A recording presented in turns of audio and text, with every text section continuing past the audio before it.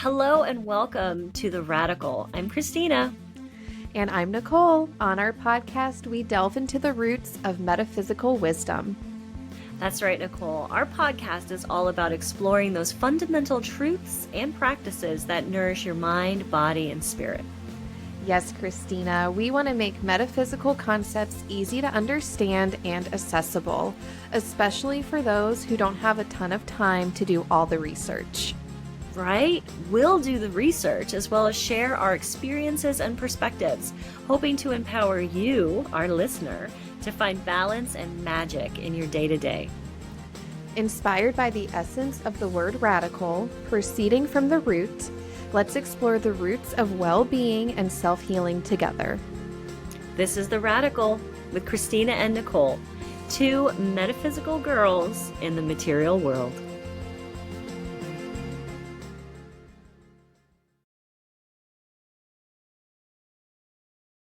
Hello, welcome to the Radical Podcast. This is Christina. And I'm Nicole. Today we're talking about May the 4th be with you, the hero's journey, and how it relates to our popular movie franchise, Star Wars, of which I'm a huge fan. Me too. Big Star Wars fan.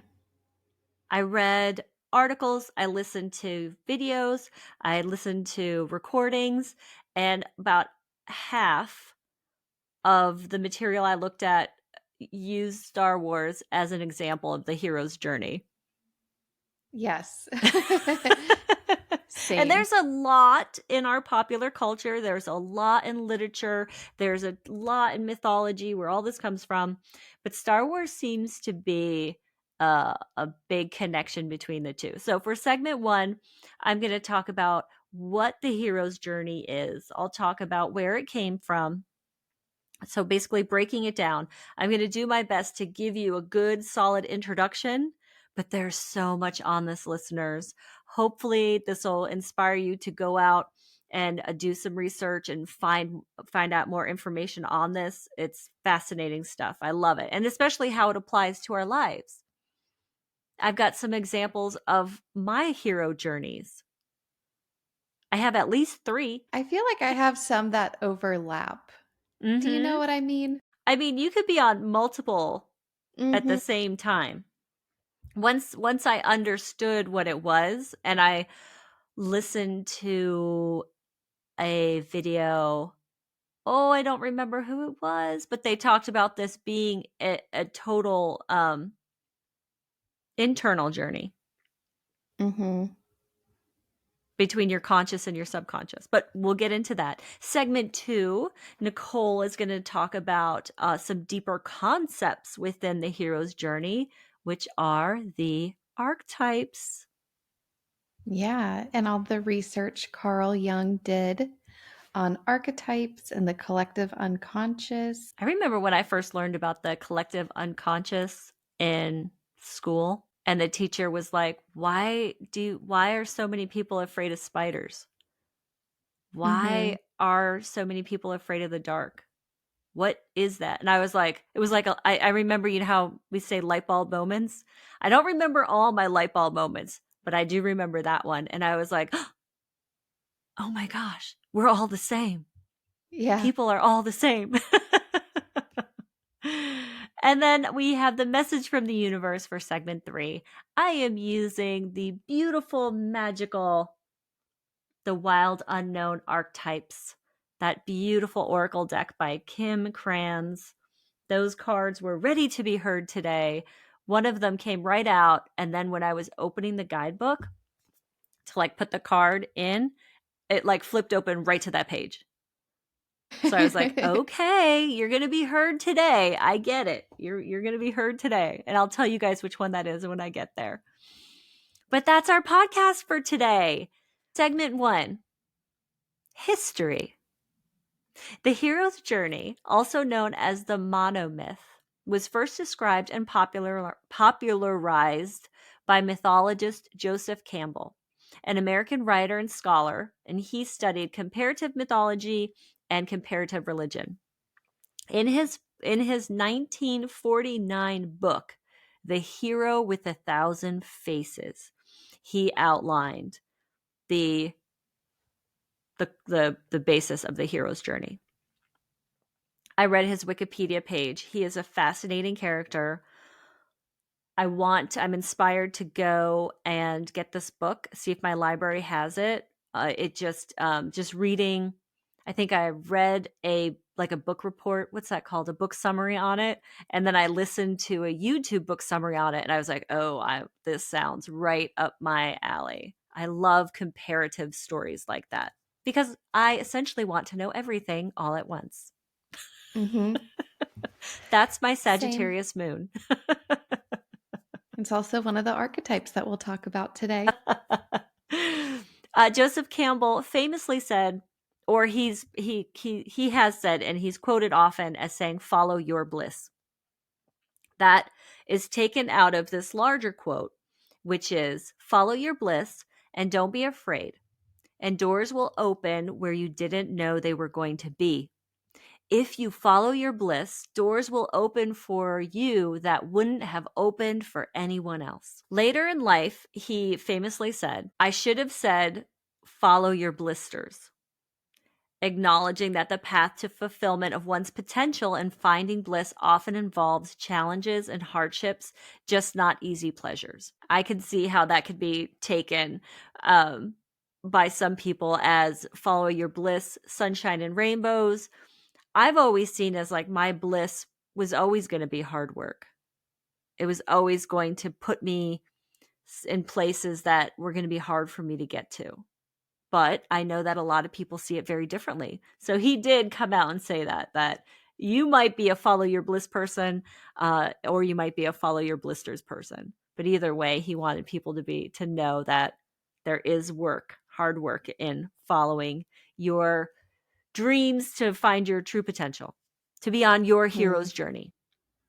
Mm-hmm. He also said the privilege of a lifetime is being who you are. I love that. I love that one. He has a lot of good quotes too, listeners. Go out and find them. Fascinating character. So that is where the hero's journey came from. Screenwriter Christopher Vogler, he refined Campbell's theory in his 1992 book, The Writer's Journey, and made it provided a more practical 12-step framework for understanding and applying the hero's journey in today's storytelling. So if you're researching this, you might find different variations of it. There's different segments and different steps and different definitions of the steps. Today, I'm going to use, it's like a circle in 3 segments with 12 stages.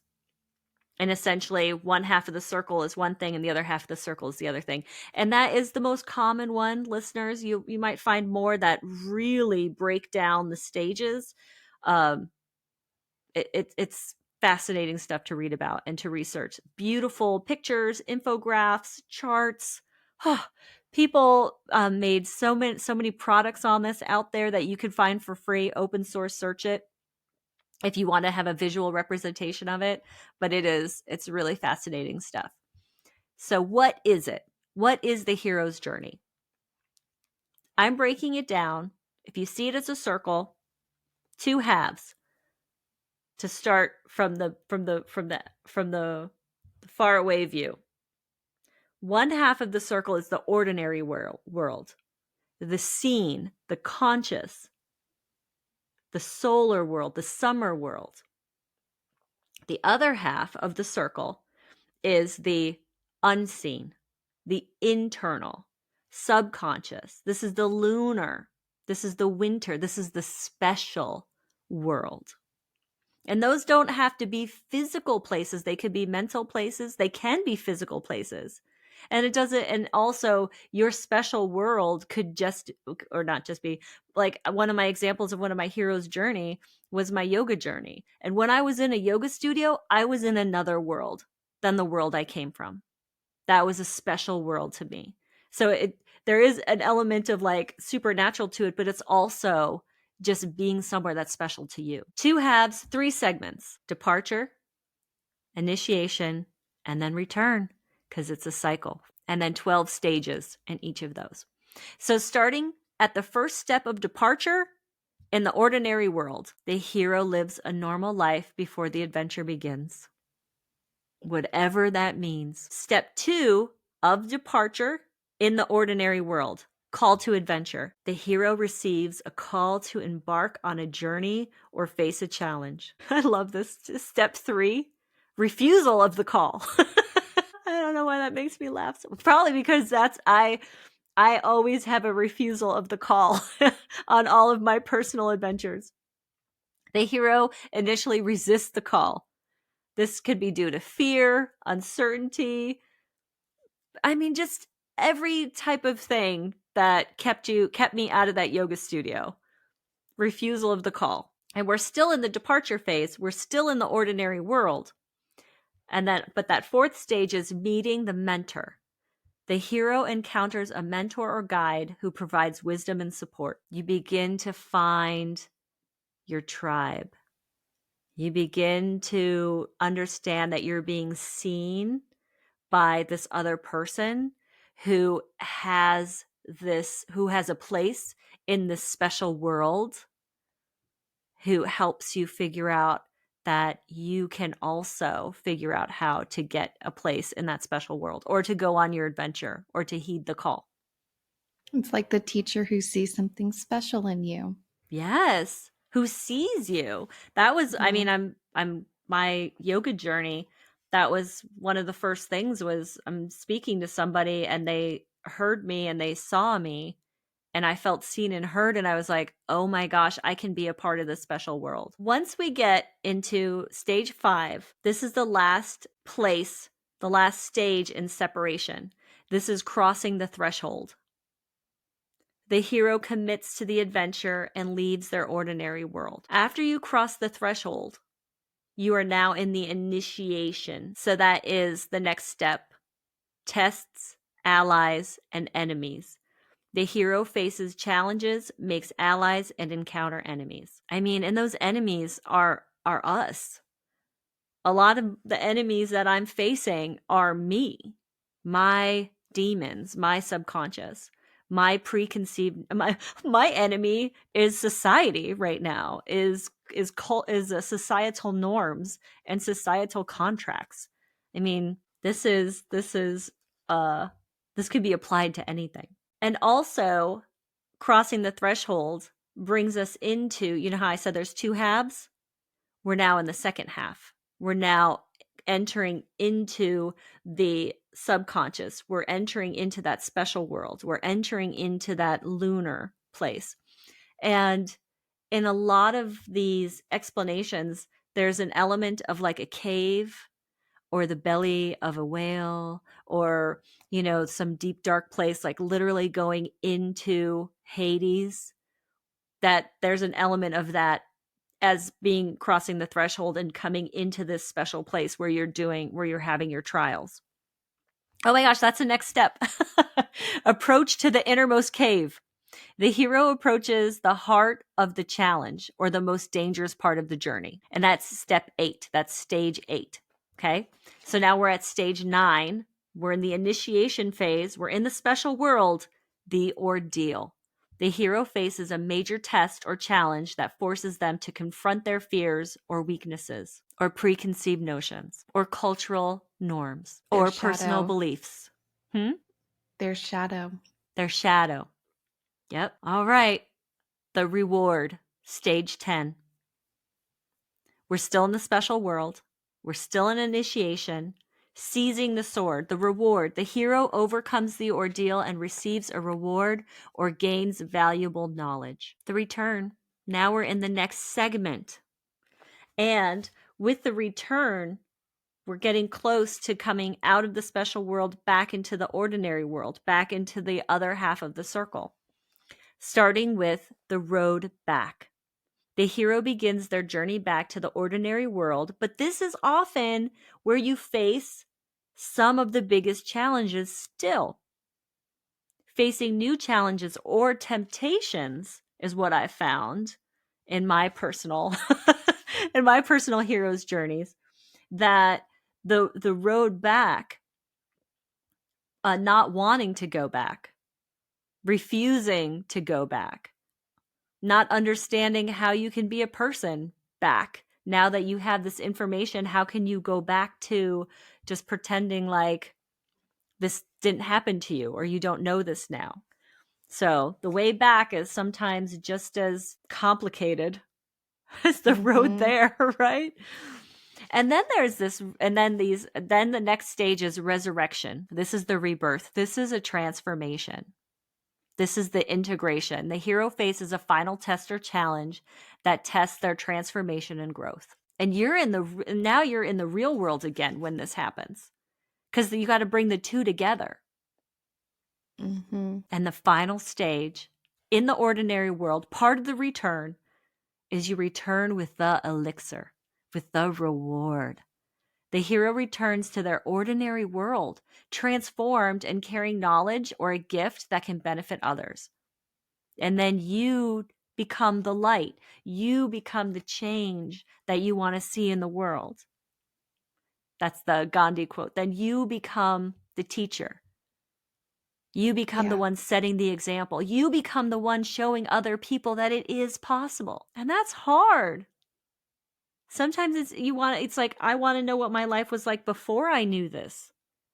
Going back to, ignorance is bliss. If you go through this journey and you don't get the reward, now get is in quotation marks, because if you don't get that piece of knowledge, or you don't get that transformation, or you don't get that, like, get it as in a mental, like, you don't understand it, or you don't know how to use it, or you squander it, you're going to repeat this cycle over and over again if you choose. Because some people don't even choose to go on the journey. That's true. But isn't that fascinating? I love it. If you're a visual person, there are visual examples of this that you can totally look at and you can follow and you can understand. But you can see how there's separation, initiation, and return. Half of this is in the ordinary world. Half of this is in the special world. And that could be special. Like I said, my yoga journey, that was in a yoga studio. That was an incredibly magical, special place to me that was so separate from my ordinary world. But also, I was also in the military. That was a special world too. That was a different world than my ordinary world. The journey I'm on right now, my special world is in my head. I'm going through a wellness journey where I have got to figure out what I need to do to get what I want. It's not even two different places. It's two different places within my mind. But now that you can see this, you can kind of see how this pattern echoes in so much of what we consume in popular culture, social media, reading books. So most cultures, hero and creation stories, myths, and literature are based on this. And why? Why? Because we need to believe in success, bravery, true love, self-realization. We need to believe in magic and miracles. That's why these stories are an ordinary person overcoming their obstacles, their extraordinary obstacles. These stories, these myths, help us understand that it is possible. I see it in echoes of the tarot, the major arcana, from the Fool to the Hermit to the Death card to the Tower, all the way through the Star and the Moon and the Sun to Resurrection? Isn't there a tarot? No, the tarot Judgment. before. Yes. I call that one Resurrection because people are coming out of the ground. Like that. That's such a huge echo in that. I think, Mm-hmm. like, in my mind, they're related. But also, how about astrology and the Wheel of the Year? Starting with Aries and that fire in the spring, and then you're starting on that journey, and you have dips.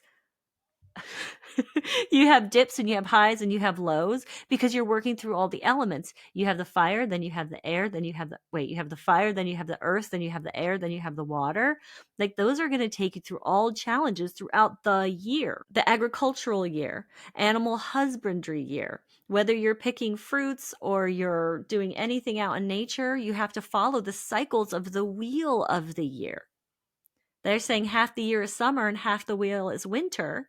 or half the circle is summer, half the circle is winter. And that's the huge echo of the Persephone, Hecate, Demeter. Did I say that right? Demeter. That's it, Demeter Yes. cycle. And that is to me, that triple goddess mythology is a mental one. But Hmm. it's also completely a physical one because that is how the earth moves through its seasons. But all of this is tied to that. Why? Because we're all human beings with this collective unconscious. And those are the stories that help us believe that anything is possible and that we have to move with cycles. We can't be in Aries energy all year. We have to settle down into the earth in Taurus energy. We have to get watery with Cancer and do some self-reflective work. We have to end the year in Pisces and that deep transformation and letting go. But modern influence of this, just think of it. Star Wars, right there. Princess Leia, where we find her and where she ends up throughout the whole story. She is on this hero's journey. Lord of the Rings, I'm a huge Lord of the Rings fan.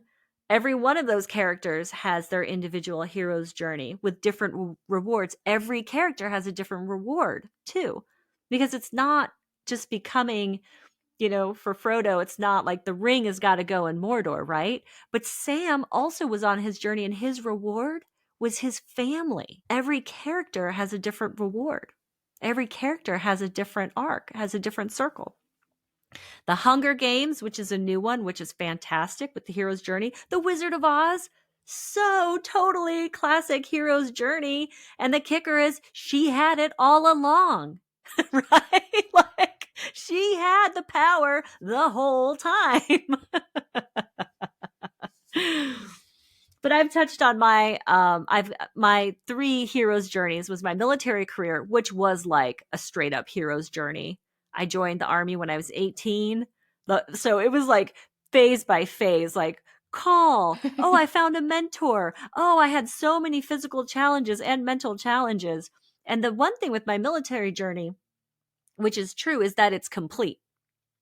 My reward is, and I know clearly what my reward is that because I did that today, I have personal freedom and like I'm wholly independent. That is my reward for that time served, for that adventure, and also that I know I can do it. I have the strength and the confidence of that experience giving me. So that's one example where my hero's journey was like, that one is complete. But my yoga journey, which I discussed about how magical it seemed to me, I felt like, and my yoga journey is like me in the physical and the metaphysical world as well. Mm-hmm. 100%. And this one, I'm on a cycle. I keep going around and around because every time I discover a new element, like Kundalini yoga, I'm starting here and then I'm going around the circle and I keep going like, and then I discover a new meditation, then I discover a new yoga studio, and then I discover a new retreat space. And so this one is going around all the time, and I am gaining all these beautiful rewards from every single one. And my yoga journey is all about metaphysical. So I am just like so thrilled to be able to see how, sometimes you're like where the challenge is, but then you meet the mentor and then, I didn't get the reward the first time. So guess what? I had to do it again. I had to do that training again. Do you know what I mean? Mm-hmm. Like I had to do that meditation again because I didn't get it in quotation marks. It's so fascinating. And then my wellness journey. I'm in the middle of this one right now. I just crossed the threshold in my wellness journey because the threshold for me was when I truly stopped consuming like I was. And I mean what I'm eating, what I'm drinking, what I'm reading, what I'm watching, that I am in a new world of existence on this planet, in this American culture, once I stopped consuming the stuff I used to consume. And it's hard. And my enemies, me. Me. Yeah. And I don't know what I hope I know what the reward is. That I'll have health and I'll have a healthy uh next chapter of my life, you know what I mean? I'll gain all this momentum, and I won't miss Diet Coke. Do you know what I'm saying? I'm hoping that'll be my reward, but it's hard. It's hard. The one thing I know is that once you cross the threshold, you don't want to go back. Like, I don't want to Mhm. go back because I know how good I feel now, that I know I'm not going back, but I might be here in this stage for a while. before Yeah. before I get my reward. I think I got to battle it out for a little while. Like, I have to battle down my own demons about food as a reward, about treats, about consumption, just what I eat on my road trips. Like, I've got a lot of stuff I need to work through still with this battleground that I'm on with my wellness journey. But I love applying this to my experiences. Yeah, I think for me, I have more heroes' journeys happening concurrently Yeah. instead of here's one happening and now it's complete. Now another one is beginning and it is complete. It's not that neat and orderly in my life. And I think for the most part, the hero's journeys that I am on are going to be open ended. There's one coming to mind that I would consider complete, like for you, your military career. For me, that was, I think, getting in my car and driving across the country and moving to Colorado.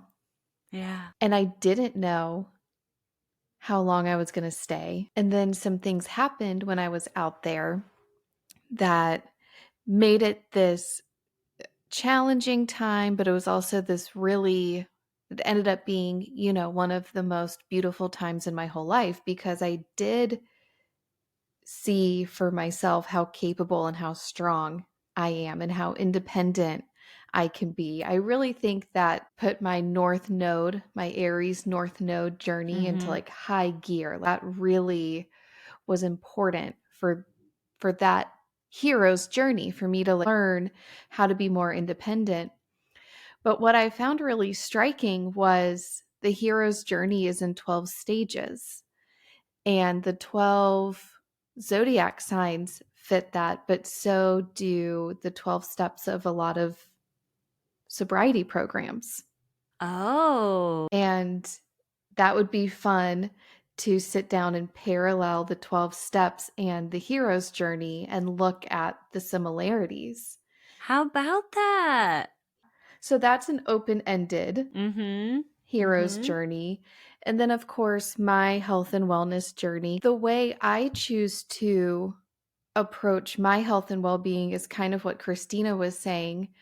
And the reason I think it's going to be open ended is because these are going to be lifestyle choices Yeah. that we're constantly refining and improving upon. If you think about you get the reward, but your return to the normal world, that could be the rest of your life. Do you know what I mean? You get to the point where you're like, my reward is that I'm going to stay at this healthy weight for the rest of my natural existence, and I'll be on that road back the whole, like, forever. Do you know what I mean? Mm-hmm. It will never be complete that I never have to stop thinking about this, or I'm never not going to keep working at keeping myself as healthy as possible. That you're on that road back the whole time. You're always Yeah. trying to weave those two worlds together. Like, every day Mm-hmm. you're bringing those worlds together. Oh, Yes. well, I love science fiction, and I love fantasy, and I love the metaphysical world. So this to me is just like applying Mm-hmm. a beautiful visual thought process element of fantasy into my everyday life, which I absolutely love. And because I've seen the Star Wars movies probably 300 Yeah. times, when you were going through the 12 stages, it was so easy for me to pinpoint for Luke Skywalker, each of those moments in the Mm-hmm. movies. But we'll pivot to archetypes. Pivot. Archetypes, according to Carl Jung, represent human motivation and they drive our desires.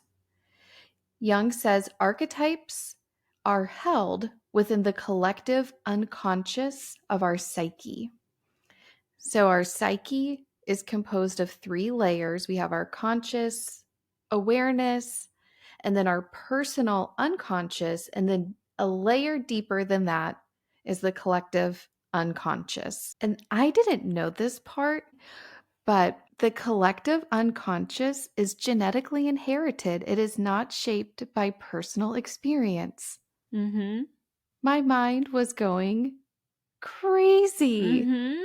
when I read this. I love it because to me it's like magical. To me it's like science fiction. So that's stuck in my head that it's something that every human has that's not shaped by society. I was like, whoa. Said another way, the collective unconscious can be thought of as a universal psychic layer shared Mm-hmm. by all humans. And Mm-hmm. this is where archetypes live. They represent universal patterns and they're deeply resonant with us because we we feel like we know the archetypes. They're very familiar, they're very relatable. And I have some character examples that we'll talk about shortly. I also heard archetypes described as the psychic blueprints of deep inherited potentials. Some modern thinkers liken archetypes to the DNA of the psyche. They don't dictate specific thoughts or behaviors, but they structure the range of human possibilities, like scripts or schemas waiting to be filled in by our individual lives. Carl Jung argued that archetypes are biologically rooted in our species' shared evolutionary past, much like inherent instincts or reflexes. We inherit certain psychic structures or motifs. These are not filled in until we live life, but they are a template there from birth. And this sounds a lot like astrology and Chinese astrology to me. In that What? episode, when we talked about the birth chart is a component of shaping our life, but so is luck and experience. And then, thirdly, so is how we harmonize our elements. You know, it's like a template. The archetypes are just a framework waiting for us to live our life and fill them in. So there's Wow. not this like predestined type thing going on. Wow. It also reminded me of the episode where we talked about the sun and we talked about light codes. Mm-hmm. And I personally, this is like a personal prediction that I'm just going to throw out there, but I think in the coming years, we are going to learn so much more about our DNA and what it does, what it's capable of, and all that it actually transmits and receives. Mm. What if archetypes in some way do live in our DNA? Mm-hmm. What if the collective unconsciousness is in our DNA? I don't Mm-hmm. think these things are out of the question. Archetypes are also ancient. They show up in mythology, art, and religion across different cultures and different eras. Carl Jung studied mythology. He traveled to East Africa because at the time, this region of Africa had had no European contact. And he wanted to look at their myths and their stories and compare archetypes. And he found that the archetypes were the same. Mm. And to him, this was evidence of a collective unconscious because how is it possible otherwise that different cultures share the same stories Mm-hmm. over vast geography and vast time periods? I have a quote here. Most fundamentally, an archetype is a behavioral pattern and the reflection of that behavior in a story. This is from Dr. Jordan Peterson, a clinical psychologist, author and professor at the University of Toronto. So archetypes also definitely are linked deeply to myth and storytelling. Mm-hmm. Each archetype has its own set of values, personality traits, goals, fears, weaknesses, and talents, and almost like its own shadow self. Carl Jung says there are 12 main archetypes, and we'll go through them. And I have character examples. This is just the briefest of brief. It doesn't really touch on the weaknesses or fears, but you can probably figure out what they are. The first archetype is the innocent. This is your happy go lucky, kind of naive, pure hearted character, like Buddy the Elf. The orphan or the everyman, dependable, down to earth, grounded, salt of the earth. Bilbo Baggins from The Hobbit. The next archetype is the hero, courageous, stands up for the underdogs. Luke Skywalker, the caregiver, compassionate, empathetic. Princess Diana, the explorer, who kind of is the wanderer, and the wanderer. So into new ideas and new places. Somebody like Indiana Jones. The rebel or the outlaw, independent. They like to do things differently, go against the grain. Han Solo. The lover. This person seeks harmony and is very idealistic. You could think Noah from The Notebook. I didn't see that movie. Really? This was a tough one to find a good example for. It's like the lover in tarot. It's not the romantic. Right. Noah's a little too romantic, but he's very idealistic.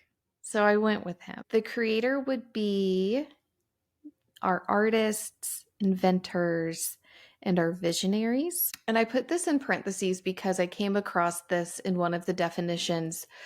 The creator creates things of enduring value. In our society today, there are a lot of Instagram accounts with the label creator on them. Let's think about it in a deeper, more enduring way in terms of creation. So, inventions, art, somebody like Willy Wonka. I liked that one. The jester strives to use humor as medicine. They can also struggle to speak their truth, kind of cover their truth with humor. In Star Wars, this is R2D2 and C3PO. They're kind of that comedic relief. The jester can also be called obnoxious. I think that can also fit R2D2 and C3PO to an extent. And I saw also the Joker. When this archetype is the bad guy, quote unquote, this is the energy sort of chaos. Mm. The next one is the sage, the wisdom keepers, the teachers, the mentors, Yoda and Obi-Wan. Mm-hmm. The magician, they have the gift of seeing many different perspectives and have harnessed the powers of the universe, Darth Vader. Mm-hmm. And then the ruler, this is somebody who likes leadership and control. Example here, Tony Soprano. Mm-hmm. I think it's easy to see how this one can be a good guy, slippery slope into bad guy territory. And then just some honorable mentions because Carl Jung also came up with the archetypes of the self, the shadow, the anima, and the animus, and the persona.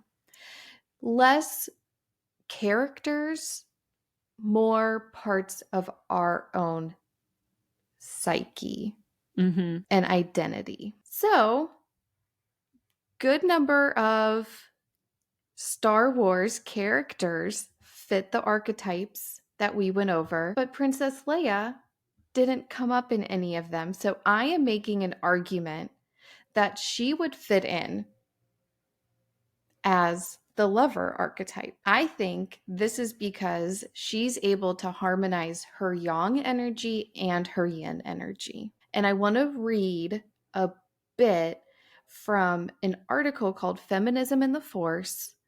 Empowerment and Disillusionment in a Galaxy Far, Far Away by Deanna Dominguez. She writes, here was a woman who could play like and with the boys, but who didn't have to become one of the boys, and who could, if and when she wanted to, show she liked the boys. A woman who is outspoken, unashamed, and most importantly, unpunished for being so. She isn't a flirty sex pot, tossing her hair around seductively to distract the enemy. She doesn't play the role of a maternal caretaker, although she does display caring and compassion, or the sweet, innocent damsel who stands passively by while the men do all the work. But she does step aside to let them do what they're good at when it is wise to do so. Leia is a hero without losing her gendered status. She does not have to play the cute, helpless sex kitten or become sexless and androgynous to get what she wants. She can be strong, sassy, outspoken, bossy, and bitchy, and still be respected and seen as feminine. Mm-hmm. From my point of view, Princess Leia is the hero's journey of Star Wars. That she might not have gotten the screen time as Luke Skywalker, but her story is also a core element of the Star Wars story. That her hero's journey, starting with her leaving the ordinary world of serving the rebellion, thinking she knew who her parents were and who she was, and what the true struggle in the universe was. That she was a career girl. She's like a working girl. She's on her career path. That she was put in this place to do this. She crossed the threshold when she meets her brother Luke, and then allows herself to begin to believe in the impossible, to believe in magic and the unseen world.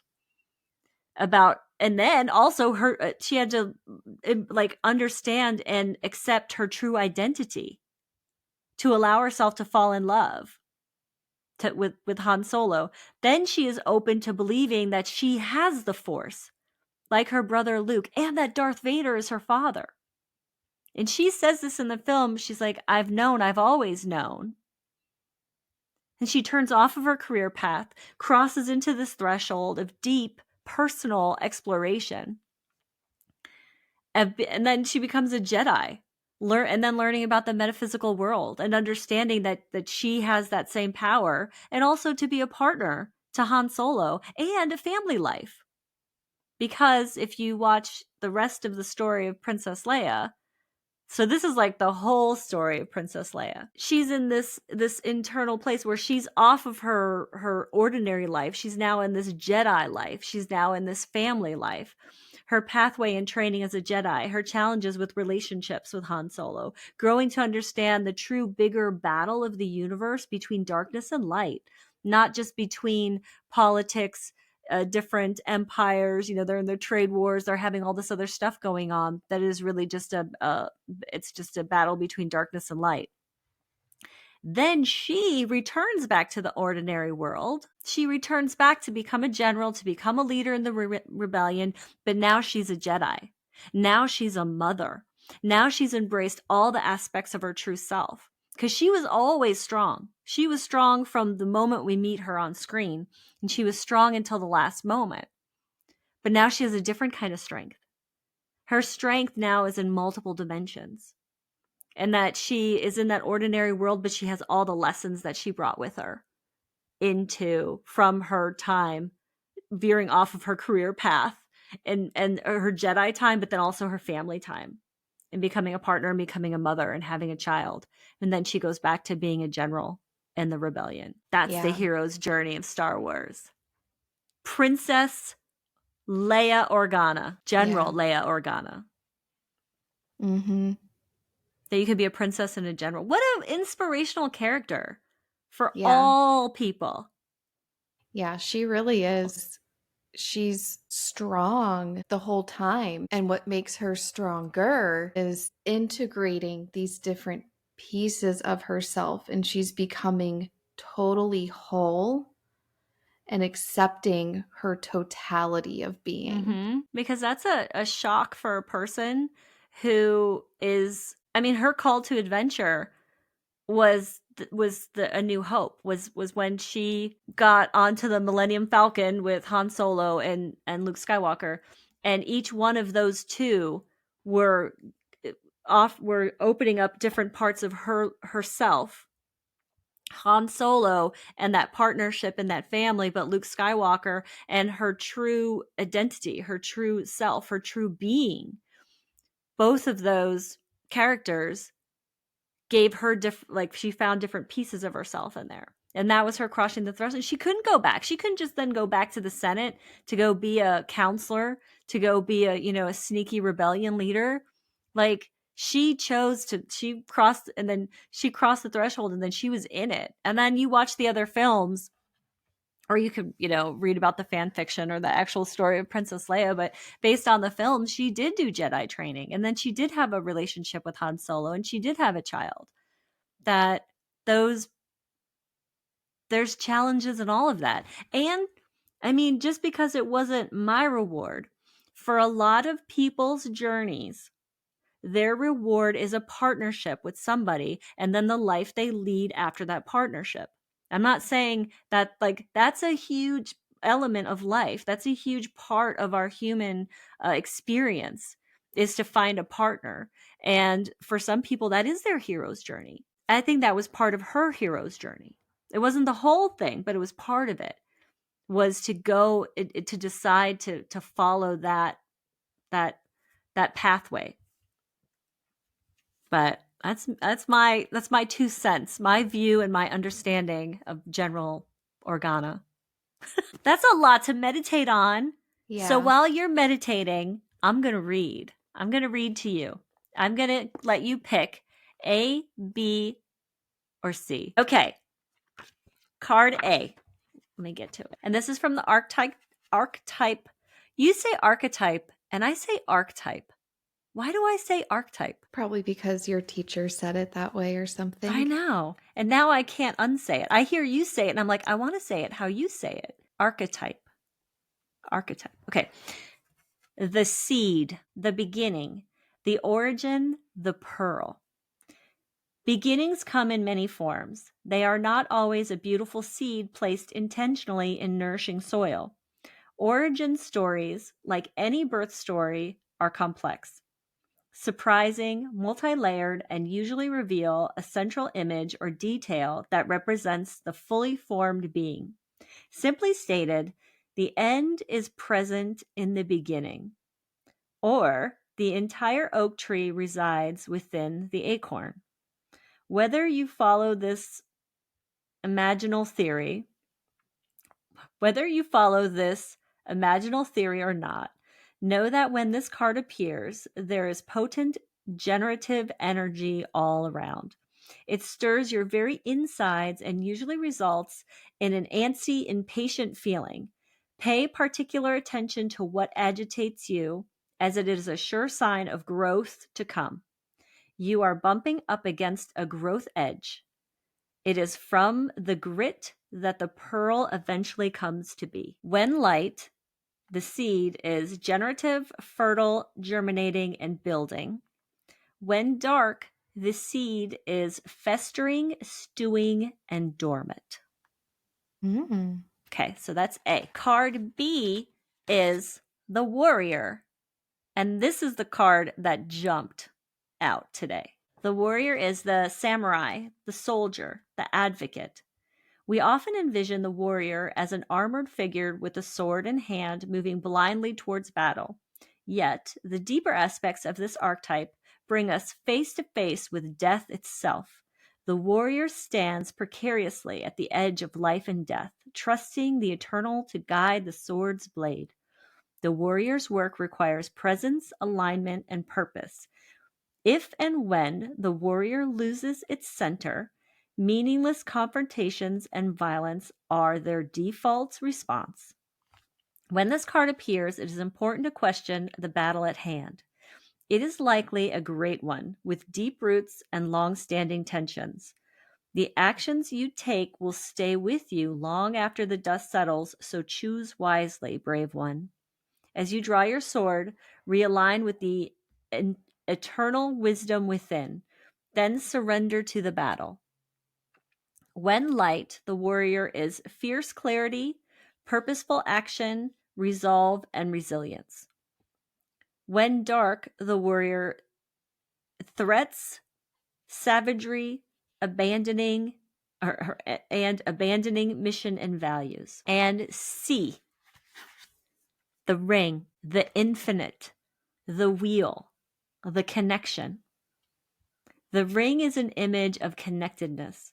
Rather than viewing life as linear, as a series of progressive achievements, the ring challenges us to sense the cyclical, infinite nature of our world and experiences. Beginnings and endings fall by the wayside as we practice seeing ourselves as part of the cosmic circularity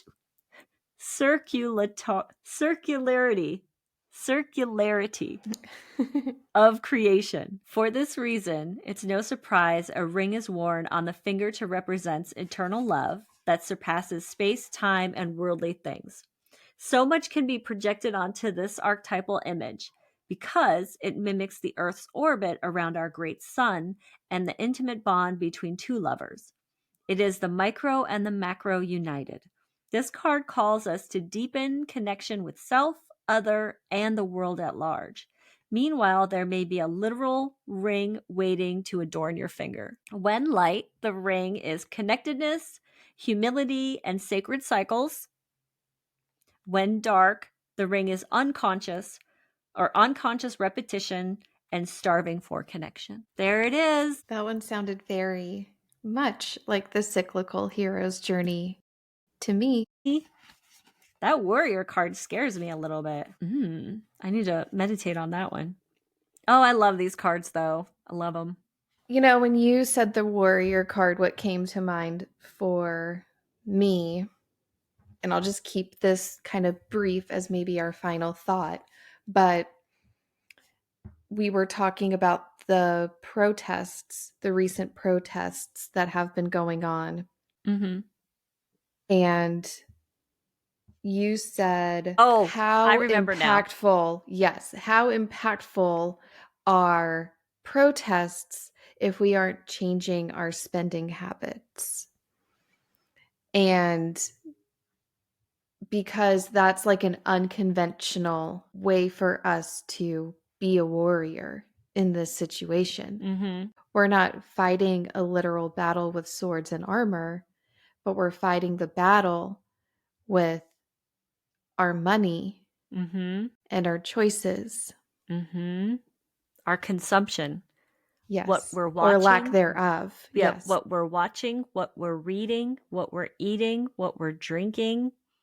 That is a battle. That can be part of the battle. For me, that's how I'm fighting back from what I don't agree with this capitalistic society.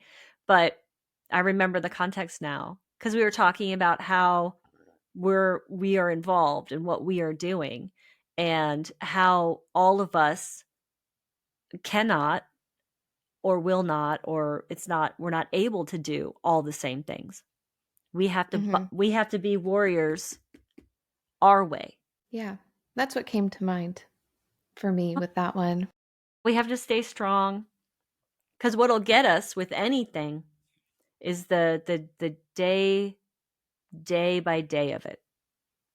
Every day you have to do it every day. You're just not a weekend warrior.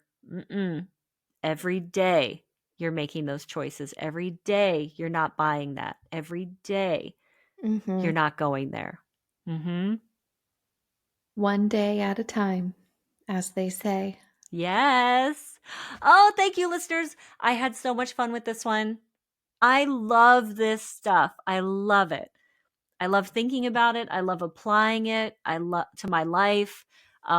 This was really illuminating, and I knew about it, but I understand it so much better now. And I feel a richer, deeper connection with the specialness of my personal journeys now that I have this template in mind and the archetypes when I'm moving through my my life and my world, thinking about how the archetypes, because the archetypes to me are like the zodiacs. Each archetype has an energy, and those energies can assist us because we have the imprints in ourselves, Mm-hmm. right? Yeah. I like this topic because it went so much deeper Mm-hmm. than I thought it would. And I love when I get surprised by a topic. I know. Oh, thank you. Until next week, listeners, may the 4th be with you. May the fourth be with you. Bye. We love you. Take care. Bye.